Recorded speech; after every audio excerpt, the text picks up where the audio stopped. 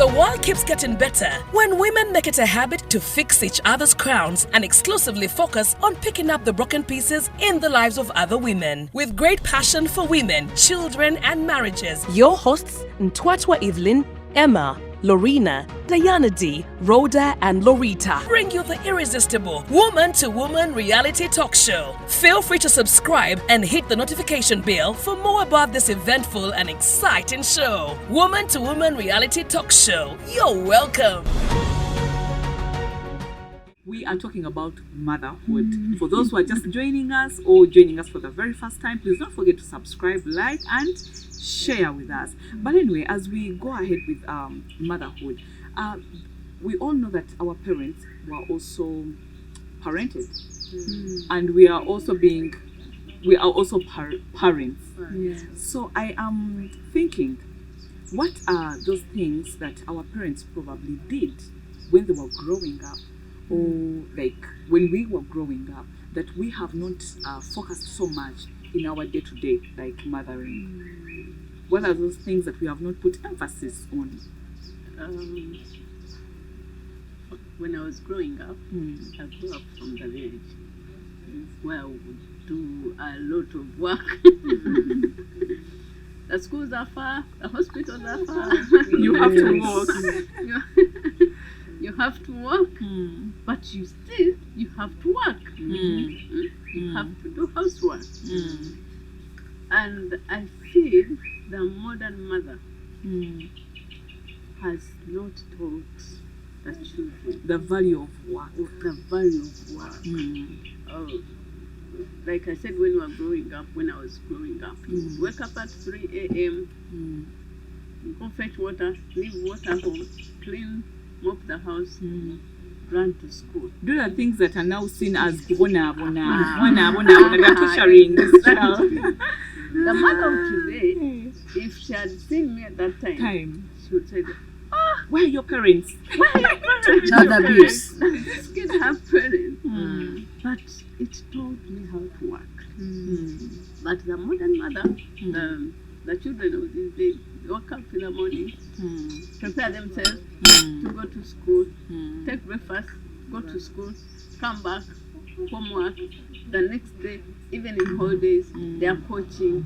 Never get time even to wash dishes, even to clean their bedrooms, even to wash their clothes. It is sad. Why? Because I'm saying I don't want my children to go through what I went through. You know, I love that. We usually say, oh, nabona, I did a lot of work. I worked so much. I don't want my children to be working like the way I work.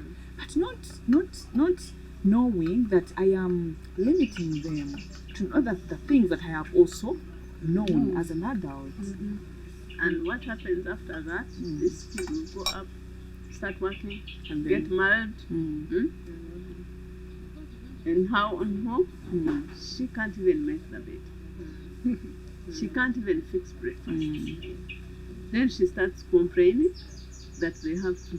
My husband doesn't help me. If I'm washing dishes, he's supposed to be cleaning. If he's cleaning, I'm supposed to. You keep complaining of at the end support. of it all, divorce comes in. She goes back home. What did she say? What is the problem? She can't Work. She can't take care of her home. Or even this man can't take care of his home. Because the mother never. What other things that we can remember our parents maybe went through or did that to date we are thinking, no, this is too much for our children?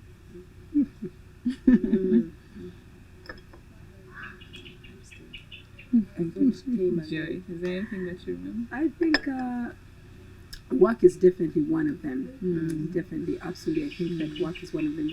I think as the generations have passed by, there's a lot that is being replaced while we're not thinking. We kind of like just wake up and this is a bit like, for example, now we almost feel like as if we can't live without a phone. Like whoever existed without a phone, like we were almost like born with them. The televisions. And televisions, you know, technology has gone so ahead of us. And then just this whole entire thing of the marriage institution must be honored. You know, you find even sometimes married people, you cannot tell whether this is married or a teenager. You know, we raise our children and they enter the marriage institution and we can't tell the difference. But in the days past, there would be so much respect for marriage. Everyone would know that woman is a married woman. The way she carried herself, what she did, who she spoke to. But now, there's the today women are more, what is the word? Like for me, I've made a rule for myself. If I'm traveling in a car with another husband who is driving, who is not my husband, I sit in the back. Yes. Just so I honor that husband's, woman's wife's seat. Yes. But now these days, you just find, even at a party or any other gathering, it's very hard to tell these are married women until you see the ring. So the sense of respect, the sense of honor towards a woman is lost. You know, she would dress anyhow, appear anyhow, speak anyhow, and it would be like celebrated, like she'd be applauded because she has behaved like that disrespectfully. And you know, when we as older women, as parents, our children are tapping that. So just think about that in the next like 5 generations. It will be totally different. It will be totally very different. You'll be wondering, are we dealing with mothers, teenagers? So I think that for me, I appreciate that about the older women. If it was an event, say you've gone to a funeral or whatever, you know, there will be you cover call. But these days, even at church, ladies just dress anyhow. A wedding, you put on their damages.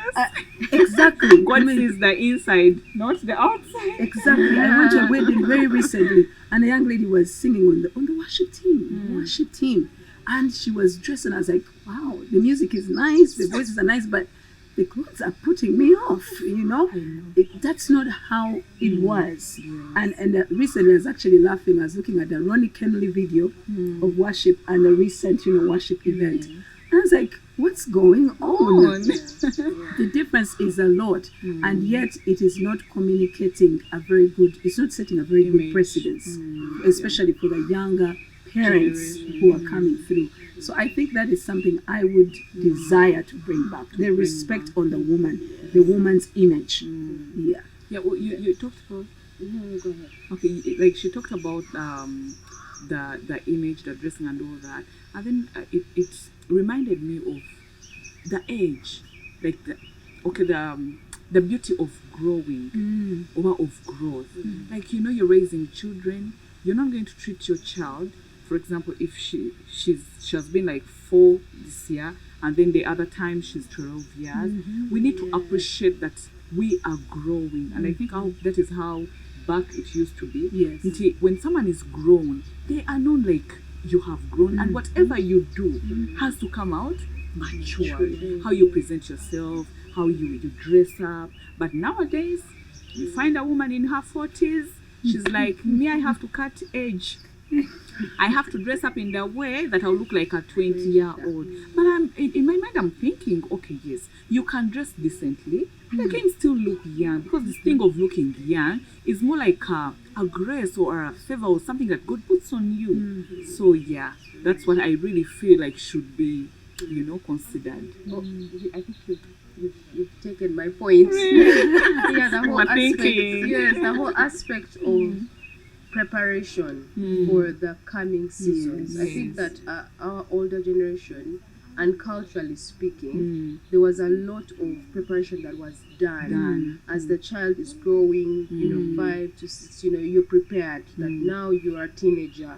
Now this, and with growth came more responsibility. I do remember, like, when I was approaching campus days, my uncle was like, okay, so Duff, tell me, what plans do you have? Let's begin talking about them. So that kind of for the parent to take the lead in guiding the future of the child and saying, okay, what should we do to prepare for that?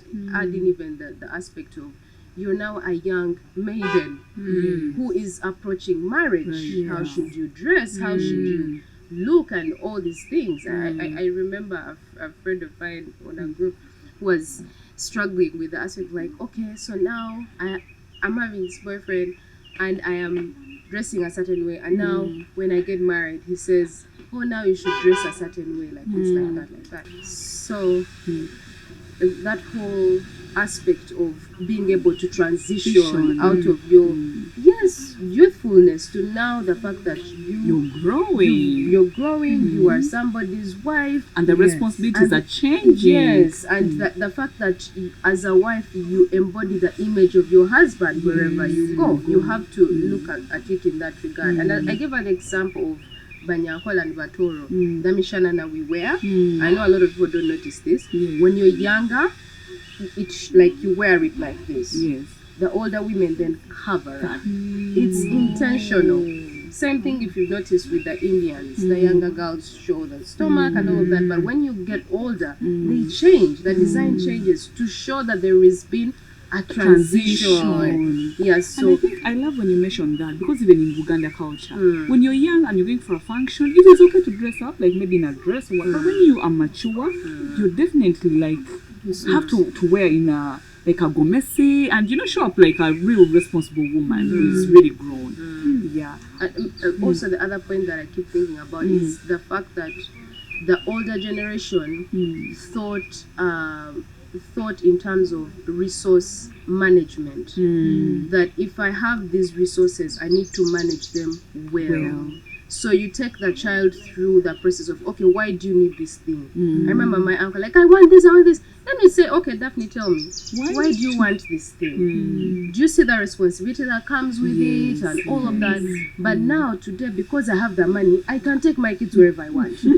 So you spend any. Yes, you spend anyhow. But you see, that is teaching children self-entitlement. That I get whatever I want anytime, as if like somehow you are God, your resources are will never end. That aspect. So I think that discipline of contentment and managing resources and putting thought into, why should I have access to this thing? Do I really need it now? I think we've really lost it. And I think something I've just thought about, and I think we'll not go so much deep into it, is the succession. Like I look back where like our grandies, when they were growing up, like for example, if my grandfather was handling the cattle, they would train the young boys to also come doing the same thing. But nowadays you're working and you don't want even your child to know what you're doing. When they come, for example, for us like who have businesses, you need to train them, teach them that this is how we make the money. You sell to a customer, you have to be like, you have to give them that attention, you have to talk to them properly so that they can buy. This is where money comes from. So they don't just sit back and feel like, oh, mommy's bringing the money. For me at home, when they ask for money, I'm like, but you know where money comes from. I have to go and work. Did I leave home today? And then another thing, you have to ask God, because it's God who does what? Who gives money, and money gives to you. But anyway, we can't really get it all. That's why Indians, their business is never flourishing. Yeah, right. You can never find an Indian business when it has failed. Yes. No. Their children, their grandchildren, their great-grandchildren. Business. It is a succession. They go on training and Yeah, but as Christian women, what do you think is the importance of training our children in their faith? Our children, they're supposed to, as mothers, they're supposed to train our children to know our God. To know that our God is the provider, our God is the healer, our God is the protector, and they need to know Jesus Christ as their personal Savior.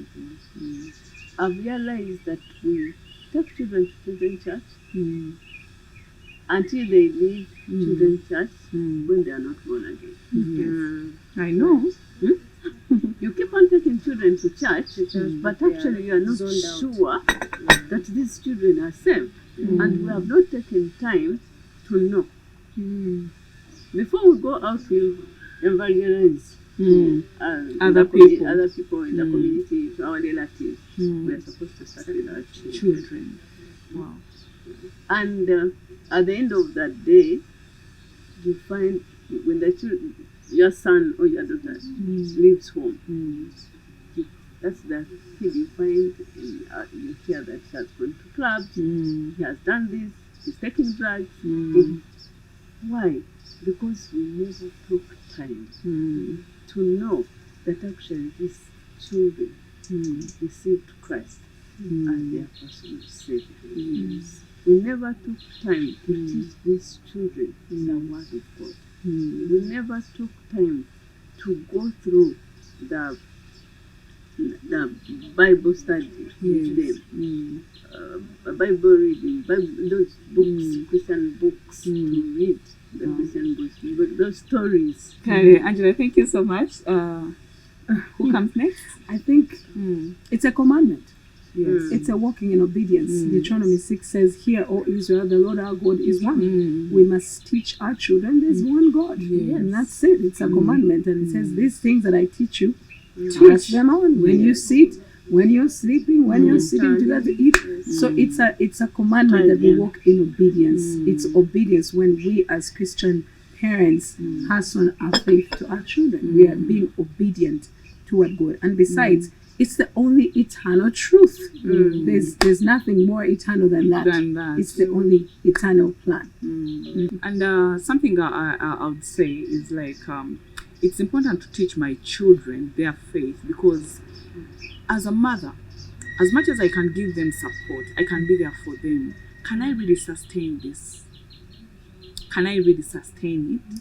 And I'm thinking, no, I cannot. There are times where I'm going to be down and I can't speak to them. So the earlier I train them to know that everything you need out of this life comes from above. That the earlier they get to know that whether you need support, whether you need money, whether you need courage, whether you need comfort, all that comes from God. So that where I am not able to do my part as a mother or as a parent, my children know where to run to. Not to run to human beings, not to run to their boyfriends and all that. So I feel that is the reason as to why I really have to train them in my faith. I also think that the Christian faith is a worldview. It trains us to interpret the world around us through the scriptures. Yes. And as Joyce said, it is the eternal truth. It is the eternal truth that trains us how to relate with God and how God guides us on how to relate with everything around us. So being able to train the child in the Christian faith shapes them, prepares them to be that adult man or woman who is able to reflect and discern everything through truth, whether it is science, whether it is SST, whether it is whatever it is, relationships, you're able to say, how true is this? You're able to compare, with what the scriptures say, and that guides your decisions, whether to take that route or not. So if I have trained my child in that regard, I can trust that they're able to, with or without me, I'm able to, they're able to make these decisions, and they're able to make sound decisions. But also just to prepare them for the world that is full of a web of lies. How are you able to, we are having conversations of, homosexuality. Why is homosexuality wrong, right? If you haven't given your children a standard, they'll pick up the standard of the world. Oh, the world. How are you able to say that is wrong or that is right? What do you base on? What do you base on to call this right or wrong? So I think that Christian faith gives that holistic worldview that shapes us for flourishing, because all the things that the scriptures say, they lead to human flourishing. So I think that is absolutely necessary. Wonderful. So as we try to wrap up, we know there are upcoming mothers. What is your word? How do we encourage these mothers? How do we support them? Just in 1 or 2, 3 words. Speak to them. Joy, speak to the young mothers, the upcoming mothers, and also the mothers just like you or me. I think that I want to say that motherhood is lovely. motherhood is very satisfying. It's very rewarding, especially if you're prepared for it. I think that I would encourage again an older and younger woman relationship. If you don't have that older woman somewhere, you need them to be able to inspire you and prepare you so you can be able to get there. And I think even from just this sitting here, even from Eve, even myself, I do train younger women in that. So I think that the dream of motherhood can still be achieved and very satisfying. Wow. Awards. Young mothers that are out there, one thing that I would say, be there for your children. Be there for your children, be available, be present, know what is going through your children. They grow up, be there when they are still also available. Because there's a time where they will not be available. I know. If And you are that is the reality. right. Please be available for them. When you still Yeah. can. When there's still time. And they will also be available for you. Wow. I Definitely. think to add to all these beautiful submissions, I would like to say to the young mom that you cannot do this alone. Wow. The world has trained us to be lone rangers in the way we go about life. Tuli bakafulu. We can do it on our own. I've got the money, I've got like Chechigani. I can do it on my own. But motherhood is never meant to be done alone. You need help, and it's okay to say that I need help. You know, if you don't have a biological family that can support you, there is the Christian family. Look out for an older woman that you can honestly say, I need help. I don't know how to do this thing. I'm struggling With this. I am depressed. You know, talk to your girlfriends and say, look, I am not the girl who used to be these things. You know, like I am trying to figure out these things, and it's, you know, putting me down, and, you know, just let's open up and find the help that we need so that we are able to stabilize and raise the next generation with courage and hope. And I will supplement on the point you made that let's open out and let's support each other. I love it when mothers or women come together and share their experiences, because from that we learn. From that, like, we feel it's doable. You know, it's possible. But also my message to the women out there.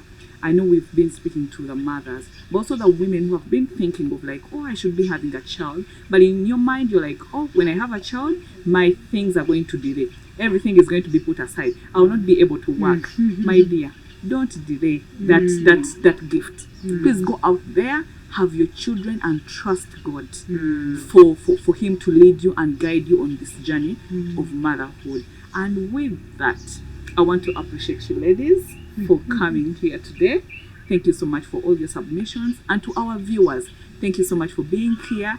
Please subscribe to our channel, like, share with a friend, and share your views with us in the comment section. Until next time, bye-bye.